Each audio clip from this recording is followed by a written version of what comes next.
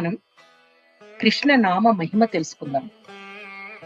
అచ్యుతం కేశవం రామనారాయణం కృష్ణ దామోదరం వాసుదేవం భజే శ్రీధరం మాధవం గోపికావల్లభం జానకీ నాయకం రామచంద్రం భజే.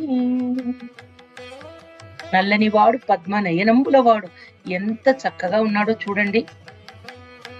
తులుగుతున్నటువంటి శ్రీకృష్ణ పరమాత్ముడి యొక్క నామ మహిమను తెలుసుకుందాం. అనిపించవచ్చు, ఎప్పుడూ కృష్ణనామం పఠించడం, కృష్ణనామం స్మరించడం, కృష్ణనామాన్ని జపించడం అవసరమా? Or we may also question ourselves, do we get fed up reading or hearing or chanting Krishna